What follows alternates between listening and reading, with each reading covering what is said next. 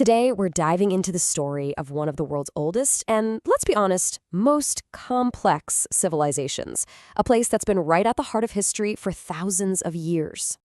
So, here's the big question we're tackling. How did the land of Cyrus the Great, the legendary Persian Empire, transform into the Islamic Republic of Iran we know today? It's a huge question, and believe me, the answer is an absolutely epic journey through empires, invasions, and revolution. And you really can't overstate how massive this change was. We are talking about going from an ancient monarchy, the Imperial state of Persia, to a modern theocratic republic. This isn't just a name change, folks. This is a complete reinvention of what the state is, from the ground up. To get our heads around how this all happened, we have to start with the land itself. You see, Iran's geography isn't just some passive backdrop. It's more like a crucible, a furnace that has been forging its people and its history for millennia. Think of Iran as a fortress built by nature. You've got the enormous Zagros Mountains in the west, acting like a giant shield. Then the Alborz Mountains walling off the north. And right in the middle, a high, dry plateau with these immense salt deserts. This geography didn't just protect the early civilizations, it kind of sealed them off, you know? It let a truly unique culture bubble up and develop on its own terms. And it's from this very crucible that the first great empires emerged. They are the ones who created the original blueprint for a grand, unified Persian state, an idea that would echo through the centuries. Okay, let's do a quick flyby of Persia's first 1,000 years or so. After some early tribes got together, the real game changer was Cyrus the Great. In 550 BCE, he founded the Achaemenid Empire. That's the first Persian empire, and it was massive, stretching all the way from Greece to India. Now, even after being conquered, that idea, that blueprint for a great Iranian empire, it just refused to die. It lived on through the Parthians and then the Sassanids. But you know, this wasn't just about grabbing land. Through all this expansion and cultural boom, a rich and totally distinct Persian culture was being forged, one that would prove to be incredibly, incredibly tough. But that toughness, that resilience, it was about to face its biggest test yet. The next chapter in Iran's story is all about devastating invasions.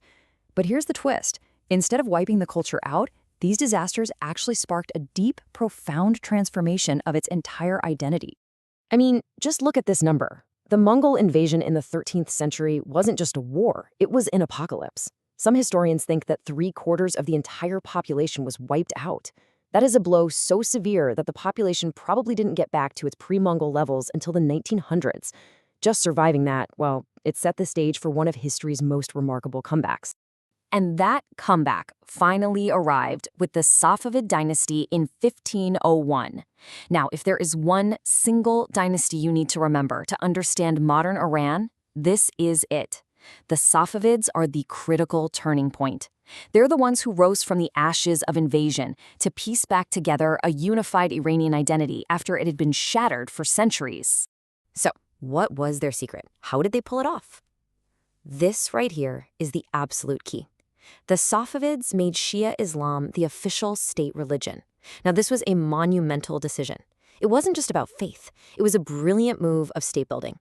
It gave Iran a unique religious identity that set it apart from its incredibly powerful Sunni neighbors, the Ottoman Empire to the west and the Mughal Empire to the east.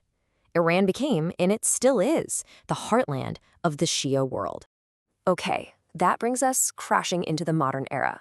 The final chapter of Iran's monarchy starts with a collision between this ancient, religiously unique nation and the powerful new forces of oil and foreign influence. The road to revolution really kicks off with the Qajar dynasty. And then, in 1908, oil is discovered, which immediately turned into a power struggle between Britain and Russia. This leads to the Pahlavi dynasty in 1925, Iran's very last royal house. They're the ones who officially changed the name from Persia to Iran in 1935, and that set the stage for the final act, the end of the monarchy in 1979. Now, under the very last Shah, Mohammad Reza Pahlavi, Iran went through this whirlwind series of reforms called the White Revolution. This was a top-down, pedal-to-the-metal push for modernization. And yet, it led to huge economic growth, but it also brought a flood of Western culture and influence, which created this enormous tension with the country's very powerful and traditional religious leaders. And that tension, yeah, it was a powder keg just waiting for a spark. A hugely influential cleric, Ayatollah Khamenei, became the voice of the opposition. Then an economic crisis hit in the 70s, and that opposition just exploded into massive protests all over the country. By January 1979, the Shah was forced to get on a plane and flee, bringing 2,500 years of monarchy in Iran to a sudden, stunning end. So, the monarchy is gone. What grew out of the ashes? Let's take a look at the very unique political and economic system that was born from the 1979 revolution, the Islamic Republic. The system they came up with is called a Theocratic Republic. And you can already hear the tension right there in the name, can't you? It has Republican parts you'd recognize, like an elected president and a parliament. But the ultimate authority, the final say, doesn't rest with them. It rests with an unelected supreme religious leader. And if you look at how the power is structured, it becomes crystal clear. Right at the very top, you have the supreme leader. He's not elected by the public. He controls the military, the courts, the state media. He has the final word on literally everything. Then, below him, you have the elected officials, the president and the parliament. But their power is always secondary to his. The revolution didn't just change the government, it totally flipped the economy on its head. Today, a huge state-owned sector controls about 80% of it. And most of the rest is dominated by something very unique to Iran's economy, known as Bonyads. So you're probably asking, what on earth are Bonyads? Well, think of them as gigantic, tax-exempt charitable trusts or religious foundations. They were set up after the revolution, and now they control this massive chunk of Iran's non-oil economy. Some estimates put it at around 20% of the entire country's GDP. And that brings us right back to where we started. From the ancient Persian empires to the Safavids' game-changing religious pivot to the 1979 revolution, Iran's identity has been constantly forged and reforged in fire. And that process, it never really stops. Which leaves us with one last big question. What forces will shape this ancient nation's identity in the century to come?